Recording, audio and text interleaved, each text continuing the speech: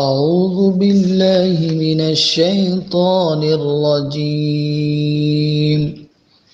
بسم الله الرحمن الرحيم.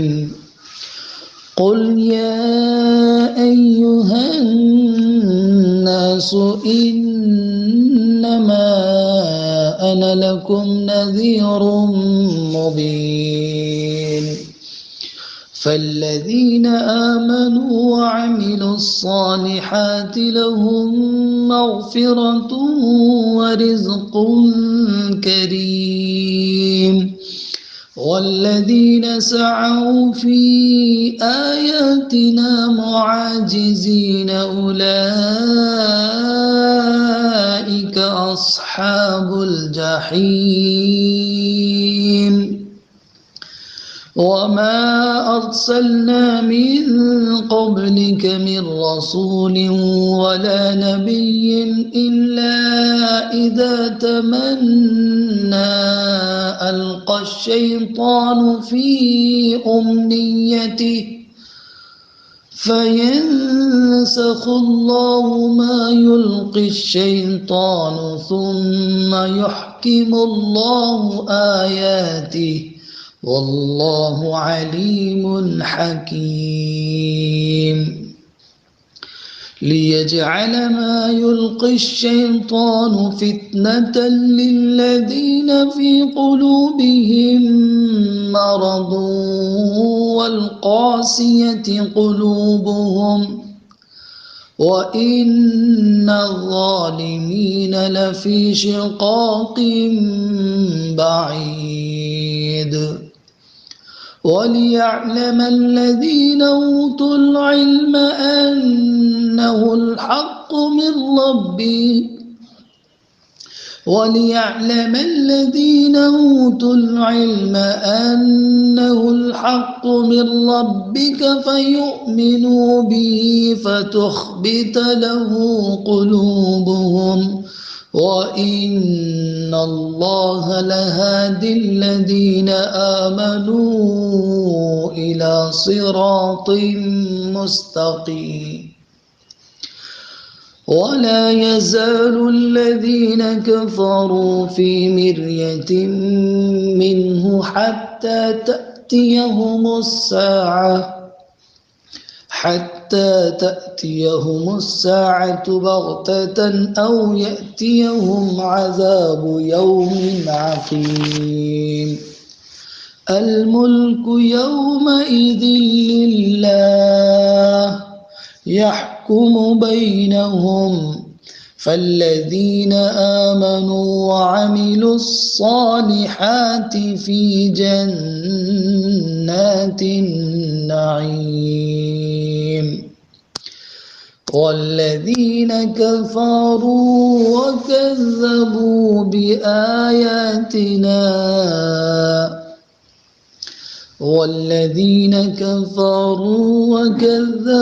بآياتنا فأولئك لهم عذاب مہین۔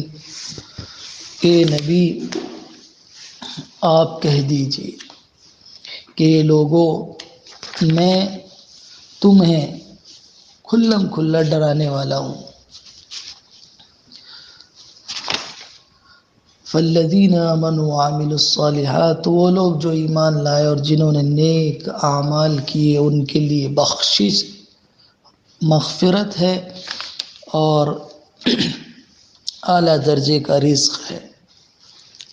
رزق کریم ہے ان کے لیے، اعلیٰ درجے کا رزق ہے، رزق کریم ہے۔ اور وہ لوگ جنہوں نے ہماری آیات میں کوشش کی، والذین سعوا، اور وہ لوگ جنہوں نے کوشش کی فی آیاتنا، ہماری آیات میں، معاجزین، ناکام بنانے کے لیے، یہی لوگ جہنمی ہیں۔ اولئک اصحاب الجحیم، یہی لوگ دوزخی ہیں۔ وما ارسلنا من قبلك من رسول ولا نبی الا اذا تمنى القى الشیطان فی امنیته، اور اے نبی ہم نے آپ سے پہلے جو بھی رسول اور نبی بھیجا ہے تو اس نے جب تمنا کی ہے تو اس کی آرزو میں شیطان نے دخل اندازی کی. فَيَنْسَخُ اللَّهُ مَا يُلْقِي الشَّيْطَانُ، تو اللہ مٹا دیتا ہے جو کچھ شیطان ڈالتا ہے، منسوخ کر دیتا ہے، ختم کر دیتا ہے اس کو. تو اللہ تعالیٰ اس کی دخل اندازی کو مٹا دیتا ہے. ثُمَّ يُحْكِمُ اللَّهُ آيَاتِهِ، پھر اپنی اللہ تعالیٰ آیات کو مضبوط کرتا ہے، پختہ کرتا ہے، اس کو جمع دیتا ہے. واللہ علیم حکیم، اور اللہ تعالیٰ خوب جاننے والا اور بڑی حکمت والا ہے. لِيَجْعَلَ مَا يُلْقِي الشَّيْطَانُ فِتْنَةً لِلَّذِينَ فِي قُلُوبِهِم مَّرَضٌ وَالْقَاسِيَةِ قُلُوبُهُمْ، تاکہ وہ شیطان کی دخل اندازی کو فتنہ بنا دے ان لوگوں کے لیے جن کے دلوں میں روگ ہے اور جن کے دل سخت ہیں. وَإِنَّ الظَّالِمِينَ لَفِي شِقَاقٍ بَعِيدٍ، اور بلا شبہ ظالم، ظلم کرنے والے بڑی دور کی مخالفت میں ہیں، دشمنی میں مبتلا ہیں. وَلِيَعْلَمَ الَّذِينَ أُوتُوا الْعِلْمَ أَنَّهُ الْحَقُّ مِنْ رَبِّكَ فَيُؤْمِنُوا بِهِ فَتُخْبِتَ لَهُ قُلُوبُهُمْ، تاکہ اہل علم جان لیں کہ وہ حق ہے تمہارے رب کی جانب سے، تو اس پر ایمان لے آئیں. تو اس کے لیے ان کے دل نرم ہو جائیں، جھک جائیں، پست ہو جائیں. وَإِنَّ اللَّهَ لَهَادِ الَّذِينَ آمَنُوا إِلَى صِرَاطٍ مُسْتَقِيمٍ، اور بلا شبہ اللہ تعالیٰ رہنمائی کرتا ہے ان لوگوں کی جو ایمان لائے ہیں صراط مستقیم کی طرف. اور وَلَا يَزَالُ الَّذِينَ كَفَرُوا فِي مِرْيَةٍ مِّنْهُ حَتَّى تَأْتِيَهُمُ السَّاعَةُ بَغْتَةً أَوْ يَأْتِيَهُمْ عَذَابُ يَوْمٍ عَقِيمٍ، اور وہ لوگ جو برابر شک و شبے میں مبتلا ہے اور جنہوں نے کفر کی روش اختیار کی ہے، اور وہ لوگ برابر جنہوں نے کفر کیا ہے وہ شک و شبے میں مبتلا رہیں گے یہاں تک کہ ان کے پاس اچانک قیامت آ پہنچے، یا وہ ایسے عذاب سے دوچار ہو جائیں اچانک سے ان کے پاس عذاب آ جائے بانجھ کر دینے والے دن کا. تو جن لوگوں نے کفر کی روش اختیار کی ہے وہ ہمیشہ شک و شبے میں مبتلا رہیں گے یہاں تک کہ ان کو اچانک قیامت آ پہنچے، یا وہ ایسے عذاب سے دوچار ہو جائے جو بانجھ ہو، یعنی جس سے بچاؤ کی کوئی تدبیر ان کے لیے کارگر نہ ہو. اس روز بادشاہی اللہ ہی کے لیے ہے. الملک یومئذ للہ یحکم بینہم، وہی ان کے درمیان میں فیصلہ کرے گا. فالذین آمنوا وعملوا الصالحات فی جنات النعیم، یہ اللہ کا فیصلہ ہوگا اس وقت. تو وہ لوگ جو ایمان لائے ہیں اور جنہوں نے اعمال صالحہ کیے ہیں نعمتوں بھری جنتوں میں ہوں گے. اور والذین کفروا وکذبوا بآیاتنا، اور جن لوگوں نے انکار کی روش اختیار کی اور ہماری آیات کو جھٹلایا، فَأُولَٰئِكَ لَهُمْ عَذَابٌ مُّهِينٌ، تو ان کے لیے رسوا کن عذاب ہے.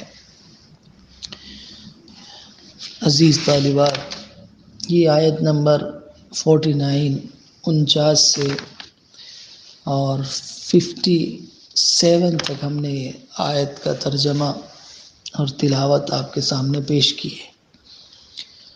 نبی سے کہا جا رہا ہے کہ آپ ان سے کہہ دیجئے کہ یا ایھا الناس انما انا لکم نذیر مبین. قل یا ایھا الناس، آپ ان سے علی الاعلان یہ بات کہہ دیجئے کہ یہ جو عذاب کا مطالبہ آپ سے کرتے ہیں اور یہ سوچ رہے ہیں کہ عذاب کیوں نہیں آتا جب ہم عذاب چاہ رہے ہیں، کہ یہ جب اپنے آپ کو نبی کہتا ہے، یہ اپنے آپ کو اللہ کا پیغمبر بتا رہا ہے، اس کے پاس وحی آتی ہے اور یہ عذاب کی باتیں بتاتا ہے کہ عذاب آئے گا، تو یہ عذاب کیوں نہیں لاتا ہے؟ تو رسول اللہ صلی اللہ علیہ وسلم سے اللہ تعالیٰ کہلوا رہا ہے کہ آپ ان سے کہہ دیجئے کہ آپ کا مشن عذاب لانا نہیں، عذاب سے آگاہ کرنا ہے. تو آپ ان کو ڈرا دیجئے، بس ان کو آگاہ کر دیجئے، ان کو بتا دیجئے. یہاں دیکھیے ایک لفظ استعمال ہوا ہے، پہلے اس کی وضاحت کر دیتا ہوں کہ نذیر مبین۔ عرب کا یہ دستور تھا کہ جب ان کا کوئی قبیلہ یا قافلہ کہیں پڑاؤ ڈالتا تو وہاں کسی اونچی جگہ پر ایک نگراں مقرر کر دیا جاتا تھا، پہرے دار ہوتا تھا، اور جب وہ کوئی خطرہ محسوس کرتا تو وہ اپنے کپڑے اتار کر بالکل عریاں ہو کر، بے لباس ہو کر، ننگا ہو کر اعلان کرتا، اس خطرے سے لوگوں کو آگاہ کرتا، جس کے بعد قبیلہ یا قافلے کے سارے لوگ اپنی تلواریں سونت کر حفاظت کرتے تھے اپنی، تو اس کو وہاں نذیر عریاں کہتے تھے۔ نذیر عریاں، نذیر عریاں کے لفظ سے وہ تعبیر کیا جاتا تھا۔ اب یہ تعبیر بالکل نازیبا ہے، ناشائستہ ہے، بہتر نہیں ہے، اس لیے اللہ تعالیٰ نبی کے لیے اس کا استعمال جو کیا ہے وہ مبین کے ساتھ، مبین کی شکل میں کیا ہے، اور ابانا یبینو، ابانا واضح کرنا، صاف کرنا، وضاحت کرنا، کھلم کھلا کسی چیز کو واضح کر کے بتانا۔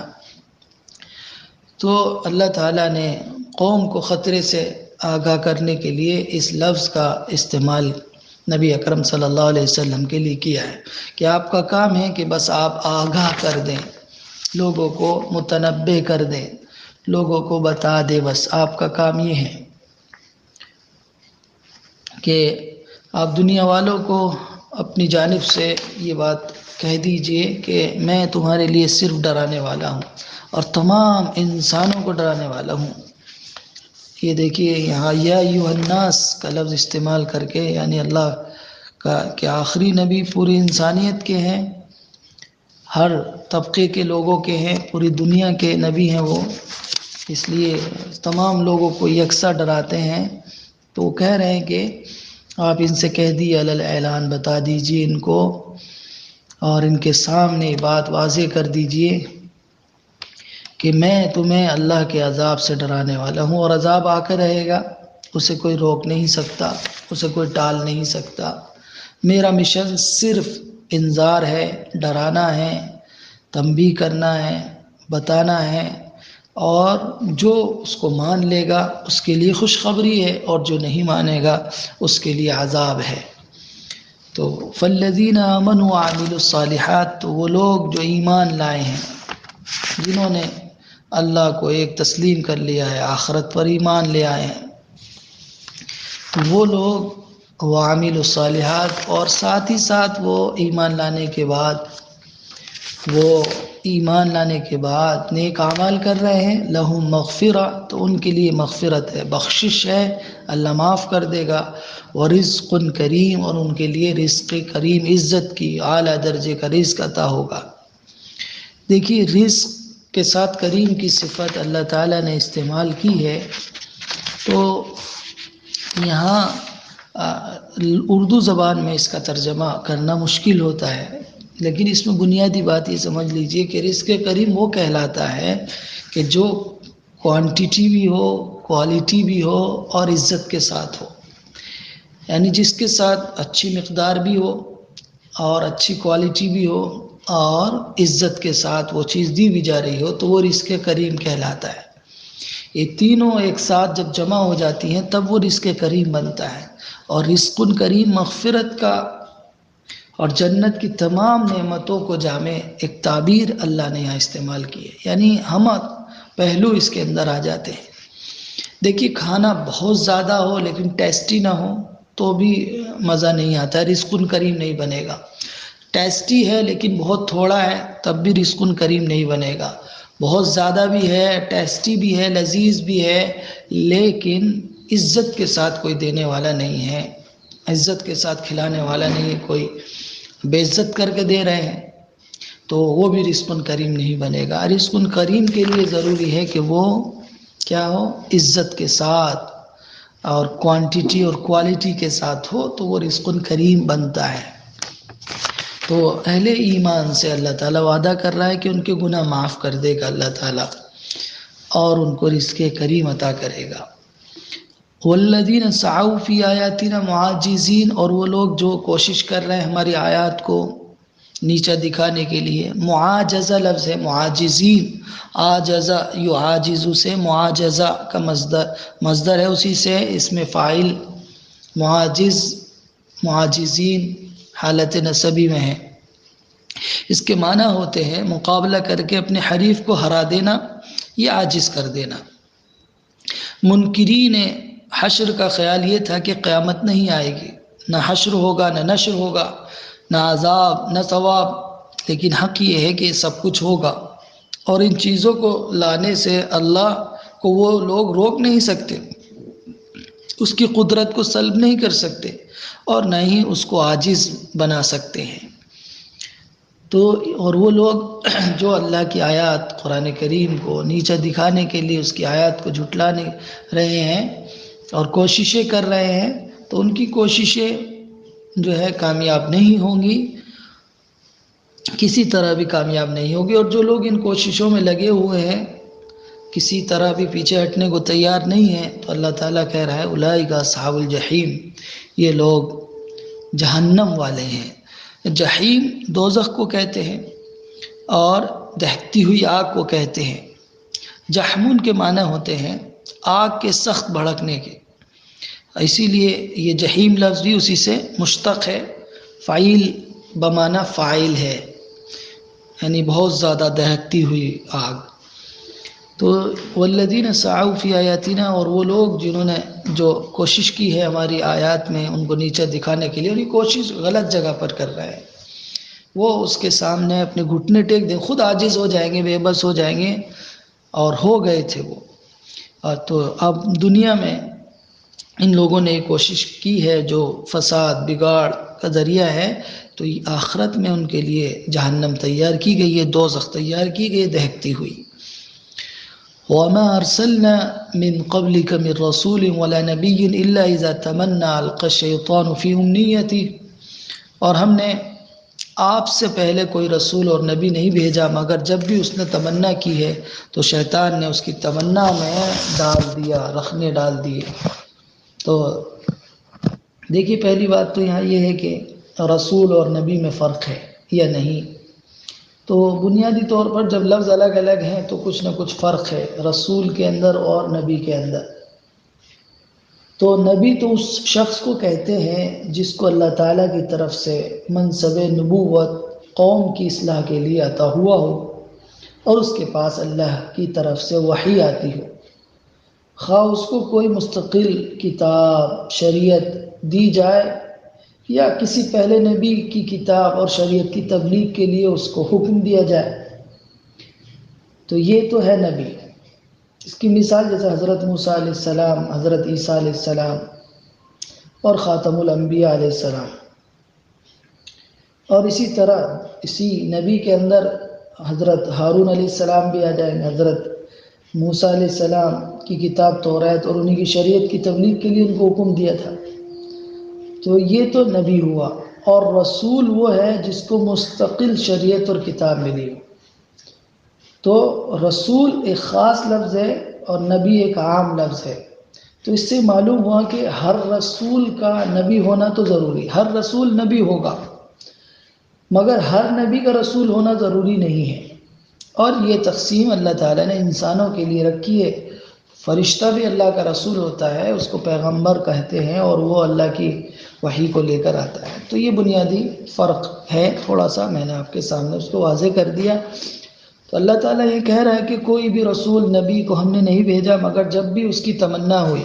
اس کی تمنا کیا ہوتی ہے کہ اللہ نے جو وحی اس پر نازل کی ہے، اس کی آرزو یہی ہوتی ہے کہ جو دین اسے ملا ہے، جو تعلیم اسے ملی ہے، جو وحی اس پر آ رہی ہے، اس کو وہ ہر ایک تک پہنچا دے۔ اور حضرت محمد صلی اللہ علیہ وسلم کی بھی تمنا اور آرزو تھی کہ دین پھلے پھولے، اسے فروغ حاصل ہو، اللہ کا کلمہ بلند ہو، اس کا دین غالب ہو، اس کی زمین پر اس کے دین کا راج ہو، اس کا قانون چلے، اس کی شریعت نافذ ہو، اللہ کے بندے اللہ ہی کے بندے بن کر رہیں، گھر گھر اللہ کا دین پہنچے، ایک ایک دل میں اللہ کی محبت آ جائے، ہر جگہ ایمان والے ہوں، ہر جگہ اللہ کی صدائیں آ رہی ہوں، ہر جگہ اللہ کا چرچا ہو رہا ہو، اور باطل کا چلن ختم ہو جائے، ہر جگہ حق اور سچائی کا رواج ہو اور چلن ہو۔ یہ ہر نبی کی تمنا رہی ہے اور آخری نبی کی بھی یہ تمنا تھی، لیکن شیطان نے اللہ سے وعدہ کر رکھا ہے، وہ تمنا کوئی سے پورا نہیں کرنے دیتا ہے اور رکھنے ڈالتا ہے، وسوسے ڈالتا ہے، اشکالات ڈالتا ہے، اس کے اندر جو ہے شبہات پیدا کرتا ہے۔ تو تمنا کے معنی دل میں کسی خیال کے باندھنے اور اس کی تصویر کھینچنے کے ہوتے ہیں۔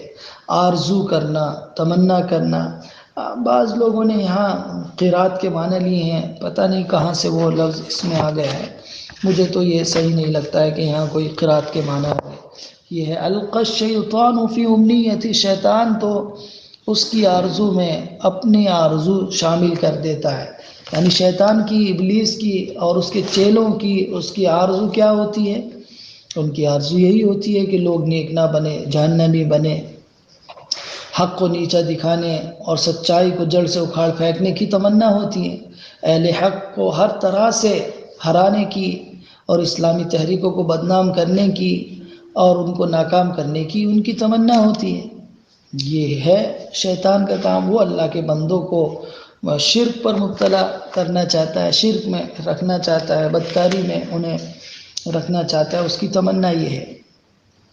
تو القی الشیطان فی امنیتی، تو شیطان رکھنے ڈالتا ہے نبی کی تمنا کے سامنے، اپنی آرزو شامل کرتا ہے اور لوگوں کے ذہن و دماغ میں شک و شبہ پیدا کر دیتا ہے۔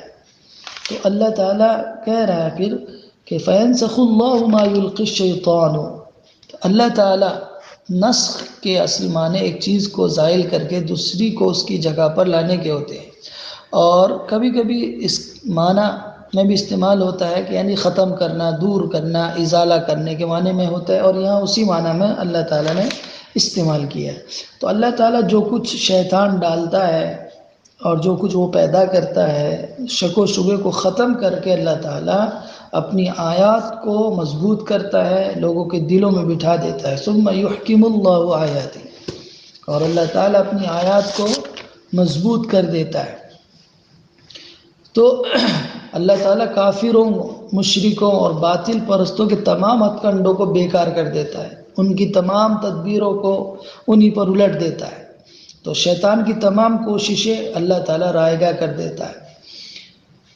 وہ شیطان جو تدبیر سوچتا ہے، جو تمنا کر رہا ہے، جو دین میں رکھنے اور شک و شبہ اور اشکالات پیدا کر رہا ہے، اللہ تعالیٰ ان سب کو ناکارہ بنا دیتا ہے، سب کو ختم کر دیتا ہے، بالکل ان کے جڑ سے اکھاڑ پھینکتا ہے، ان کے تمام ہتھ کنڈے اللہ تعالیٰ ان کے اوپر مار دیتا ہے۔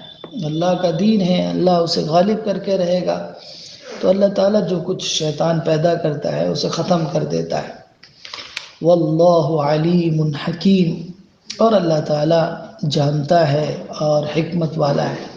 یہ بڑی تسلی کی بات ہے، اس میں شیطان وسوسے ڈال رہا ہے، کوئی گھبرانے کی بات نہیں ہے، اللہ کا علم ہے، اب اللہ آپ کے علم میں ہے تو اللہ تعالیٰ ان کو ختم کر کے دے گا۔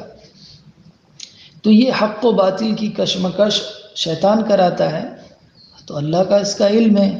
اللہ تعالیٰ اپنے نبیوں کی دعوت کے مقابلے میں شیطان کو بھی آرزو کرنے کا موقع دیتا ہے، زور آزمائی کا موقع دیتا ہے، فتنہ پھیلانے کا موقع دیتا ہے۔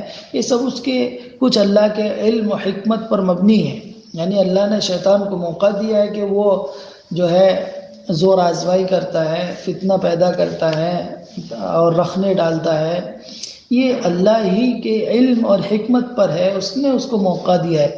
اسی وجہ سے اللہ تعالیٰ نے یہاں یہ فرمایا کہ نبی کو بھروسہ ہونا چاہیے، اور نبی کو بھروسہ ہوتا ہے کہ جو کچھ پیش آئے گا وہ اللہ کے علم و حکمت پر مبنی ہوگا، اور اس کا نتیجہ اس کے حق میں بہتر ہی ہوگا۔ اس دعوت حق کے حق میں یہ بہتر ہوگا اور یہ دعوت فروغ پائے گی، اور شیطان نیست و نابود ہوگا، اس کو ہم ختم کر دیں گے۔ تو شیطان وسوسے ڈالتا ہے، فتنہ ڈالتا ہے، اللہ تعالیٰ اپنی آیات نازل کر کے ان کے شک و شبوں کو ختم کرتا ہے۔ تو دو بڑے فائدے ہوتے ہیں جن کو یہاں آگے ذکر کیا جا رہا ہے، دیکھیے لیجعل ما یلقی الشیطان فتنة للذین فی قلوبہم مرض، جو کچھ شیطان ڈالتا ہے اللہ تعالیٰ اس کو ان لوگوں کے لیے جن کے دل میں مرض ہے اور ان کے دل سخت ہیں ان کے لیے فتنہ بنا دیتا ہے۔ فتنہ اصل میں اس کے معنی ہوتے ہیں سونے کو آگ میں گلاتے ہیں تاکہ اس میں سے کھرا اور کھوٹا الگ ہو جائے بالکل۔ اور قرآن مجید میں فتنہ اور اس کے مشتقات کو مختلف معنی کے لیے استعمال کیا گیا ہے۔ مثلا یہی فتنہ آزمائش کے معنی میں بھی استعمال ہوتا ہے، یہی فتنہ مصیبت کے معنی میں استعمال ہوتا ہے، فساد کے معنی میں، بد نظمی، عبرت، دکھ، عذاب، عذر وغیرہ کے معنی میں یہ لفظ استعمال ہوتا ہے۔ فتنہ مختلف معنی میں یہ استعمال ہوتا ہے، اس لیے کہ اللہ تعالیٰ فتنہ مختلف موقعوں پر مختلف طریقوں سے اللہ تعالیٰ استعمال کرتا ہے، آزمائش کرتا ہے، امتحان بھی لیتا ہے، عذاب بھی ڈالتا ہے۔ تو جس کو بھی مبتلا کرتا ہے کسی آزمائش میں اس کو کندن بناتا ہے اللہ تعالیٰ، تو چھٹ جاتے ہیں لوگ۔ تو یہاں پر بھی حق کے مقابلے باطل اور اہل باطل کو بھی زور آزمائی کا موقع اس نے دیا ہے، تو تاکہ وہ جو کچھ شیطان ڈالتا ہے اس کو فتنہ بنائے ان لوگوں کے لیے جن کے دل میں مرض ہے اور ان کے دل سخت ہیں۔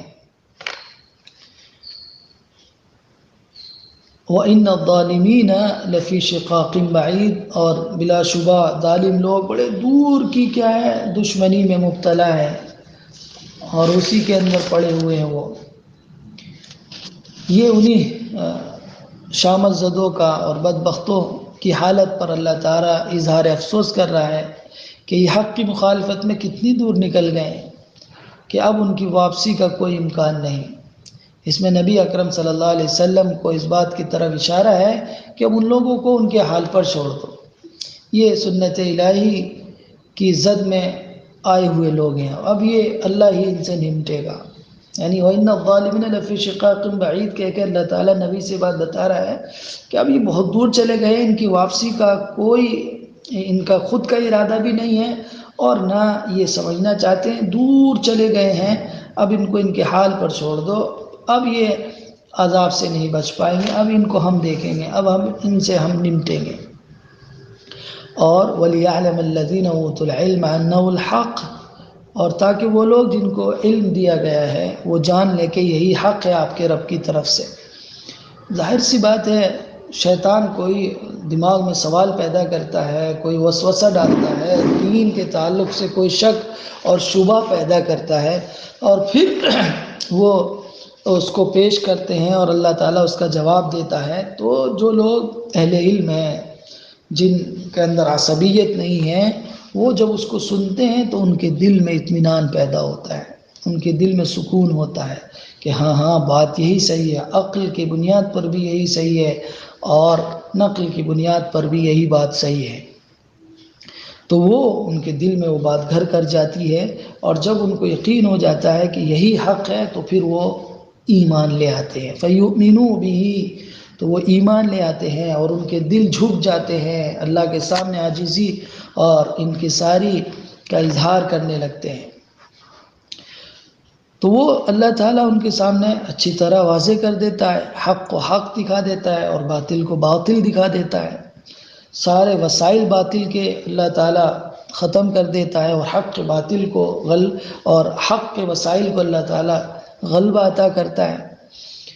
تو اہل علم اس کو سمجھ جاتے ہیں تو اس پر ایمان لاتے ہیں۔ فَتُخْبِتَ لَهُ قُلُوبُهُمْ، تو ان کے دل اس کے لیے جھک بھی جاتے ہیں، یعنی وہ دل سے ایمان قبول کرتے ہیں اور اعضاء و جوارح ان کی اس کی گواہی دیتے ہیں اور اللہ کے لیے وہ جھکے جاتے ہیں۔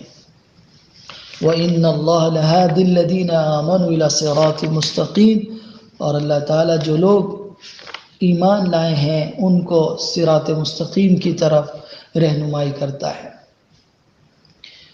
جس طرح اوپر ابھی ذکر کیا اللہ تعالیٰ وَإِنَّ الظَّالِمِينَ لَفِي شِقَاقٍ بَعِيدٍ کہ یہ لوگ ظالم ہیں اور دور کی دشمنی میں ہیں تو ان کو جہنم میں پہنچانا میرا کام ہے، تو ایسے ہی اللہ تعالیٰ مومنین کو کہہ رہا ہے کہ ان کو صراط مستقیم پر رکھنا اور جنت تک پہنچانا یہ بھی میرا کام ہے۔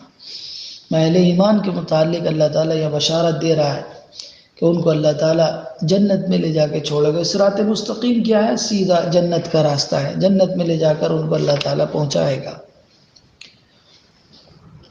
تو اللہ تعالیٰ اہل ایمان کو زندگی کے تمام معاملات میں کیا کرتا ہے؟ ان کی رہنمائی کرتا ہے، ان کے ساتھ ہوتا ہے اللہ تعالیٰ، ان کو راہ دکھاتا ہے، کسی بھی موقع پر اللہ تعالیٰ ان کو پھنسنے نہیں دیتا۔ یہ وَإِنَّ اللَّهَ لَهَادِ الَّذِينَ آمَنُوا، بے شک اللہ تعالیٰ ان کی رہنمائی کرنے والا ہے، مسلسل رہنمائی کرتا ہے، مسلسل انہیں سیدھا راستہ دکھاتا ہے اللہ تعالیٰ۔ کہیں پر بھی وہ کسی پریشانی میں ہوتے ہیں تو اللہ ان کو راہ دکھاتا ہے۔ تو یہ مختلف مراحل ہوتے ہیں زندگی کے، آئیں گے ان کے پاس، لیکن اللہ تعالیٰ ان کو سیدھے راستے پر لے جائے گا، سیدھے مستقیم پر، صراط مستقیم کی طرف رہنمائی کرے گا، اور یہ اللہ کا ان سے وعدہ ہے۔ اور وہ لوگ جنہوں نے کفر کیا ہے، وَلَا يَزَالُ الَّذِينَ كَفَرُوا فِي مِرْيَةٍ مِّنْهُ، اور جو لوگ کفر کر رہے ہیں وہ برابر شک میں رہتے ہیں۔ مریا کے معنی کسی معاملے میں تردد کے ہوتے ہیں، اور یہ لفظ جو شک ہے اس سے زیادہ خاص ہے۔ گویا جس شک سے تردد پیدا ہو جائے اسی کو مریا کہیں گے، یعنی پہلے نمبر پر شک ہوگا اور شک کی بنیاد پر آدمی پس و پیش میں رہے گا، تردد میں رہے گا، اسی کو مریا کہا جاتا ہے۔ تو وَلَا يَزَالُ الَّذِينَ كَفَرُوا فِي مِرْيَةٍ مِّنْهُ، تو یہ برابر کفر کرنے والے لوگ اس کی جانب سے شک میں پڑے رہیں گے یہاں تک کہ ان کے پاس قیامت آ جائے، باغتا، اچانک، یکایک، ایک دم، یہاں تک کہ ان کے پاس وہ گھڑی آ جائے اچانک سے، یا 5 دن کا عذاب ان پر آ جائے۔ عقیم لفظ استعمال ہوا ہے، اصل میں عقم اس خشکی کو کہتے ہیں جو کسی چیز کا اثر قبول کرنے سے مانع ہو، یعنی کوئی چیز قبول ہی نہ کر پائے، عقم اس کو کہتے ہیں، اس خشکی کو۔ اسی لیے بانجھ عورت کو بھی یہ لفظ استعمال ہوتا ہے عقیم، اس لیے کہ وہ بچے جننے کے قابل نہیں ہوتی ہے، اس کو عقیم کہا جاتا ہے۔ یہاں مراد قیامت کا عذاب ہے، یعنی وہ ایسا منحوس دن ہوگا جس دن ان کی کوئی تدبیر کارگر نہ ہوگی، ہر کوشش ان کی ناکام ہوگی، کوئی چیز ان کے کام نہ آئے گی۔ تو اس دن جس میں کسی قوم کی بھی کوئی تدبیر کام نہیں آتی ہے۔ آپ دیکھیں حضرت نوح علیہ السلام، ان کی قوم پر جب عذاب آیا تو کوئی تدبیر ان کے کام نہ آئی۔ اسی طرح دوسری اور قوموں پر عذاب آیا، قوم ہود پر، صالح پر، عاد پر، یہ سب قوموں پر عذاب آیا تو ان کی کوئی تدبیر کام نہ آئی۔ یہ ہے عذاب یوم حقیم۔ پھر اس کے بعد اللہ تعالیٰ آگے فرماتا ہے کہ الملک یومئذ للہ، اس دن حکومت صرف اور صرف اللہ کی ہوگی۔ یہاں دنیا میں چونکہ اللہ نے تھوڑا سا اختیار دے رکھا ہے، لیکن وہاں پر ساری حکومت اللہ کی ہوگی، اللہ کا حکم چلے گا، وہ اس کے درمیان میں فیصلہ کرے گا، ان لوگوں کے درمیان میں فیصلہ کیسے کرے گا؟ فالذین آمنوا وعملوا الصالحات فی جنات النعیم، جو لوگ ایمان لائے اور عمل صالح کیے وہ تو نعمتوں بھری جنتوں میں ہوں گے۔ والذین کفروا وکذبوا، اور جن لوگوں نے کفر کیا اور جھٹلایا ہماری آیات کو، ان کے لیے رسوا کر دینا والا عذاب ہوگا۔ اہانہ یہین و اہانہ، رسوا کرنا، عذاب و مہین، رسوا کر دینے والا عذاب ہوگا ان کے لیے۔ تو یہ آیتیں تھی چند، اس میں سب سے پہلے جو حقیقت ہمارے سامنے آ رہی ہے وہ یہ ہے کہ حضرت صلی اللہ علیہ وسلم نے جو کچھ دنیا والوں سے کہا ہے وہ اپنی جانب سے نہیں کہا۔ پہلی آیت میں یہ بات شامل ہے، یا ایھا الناس انما انا لکم نذیر مبین، بلکہ اللہ نے آپ کو حکم دیا اور آرڈر دیا ہے کہ میرے بندوں سے یہ کہہ دو، اعلان کر دو کہ، اور میرے بندوں تک یہ بات میری پہنچا دو کہ کیا میں ایک اللہ ہوں، میں الہ ہوں۔ یہ اپنی طرف سے نہیں کہی ہے، اللہ نے اپنے رسول سے کہلوائی ہے۔ دوسری بات جو سامنے آ رہی ہے وہ یہ کہ حضرت صلی اللہ علیہ وسلم قرآن کا پیغام اور دعوت اور ہدایت اور دین تمام انسانوں کے لیے، یا ایھا الناس سے یہ بات سمجھ میں آتی ہے کہ یہ دین پوری انسانیت کے لیے ہے، اور پوری انسانیت آپ صلی اللہ علیہ وسلم کی مخاطب ہے، اور آپ کی دعوت سب کے لیے عام ہے، وہ کسی دور کا ہو، کسی زمانے کے لوگ ہوں یا کسی علاقے کے ہوں، کالے ہوں، گورے ہوں، سرخ ہوں، سفید ہوں، کسی بھی نسل کے لوگ ہوں، سب نبی اکرم صلی اللہ علیہ وسلم کی دعوت کے مخاطب ہے۔ اور تیسری اہم بات یہ بھی سامنے آ رہی ہے کہ اللہ کے نبی میں خدائی صفات نہیں ہوتی، اسے خدائی اختیارات اور خدائی حقوق حاصل نہیں ہوتے ہیں، وہ صرف رسول اور پیغمبر ہوتا ہے، یعنی وہ اللہ کے مقابلے میں اللہ کی بات ماننے والا ہوتا ہے، وہ تو ایک اللہ کا پیغمبر ہے، وہ خدائی صفات نہیں ہے کہ وہ کوئی عذاب تم پر لائے گا۔ اس کی ذمہ داری اور فریضہ صرف یہ ہوتا ہے کہ وہ تمام انسانیت کو اور تمام بنی آدم کو اللہ کی بے وفائی، اللہ کی نافرمانی، اللہ کے ساتھ کفر اور شرک کرنے اور اس کی معصیت کا ارتکاب کرنے اور اس کی ذات، اس کی صفات، اس کے حقوق یا اس کے اختیارات میں ذرا بھی شرک کرنے کے برے اور بھیانک انجام سے ڈراتا ہے۔ تو وہ لوگوں کو قبل از وقت آگاہ کرنے والا ہوتا ہے، اس میں خدائی صفات نہیں ہوتی۔ یہ بنیادی بات تھی اس آیت کی۔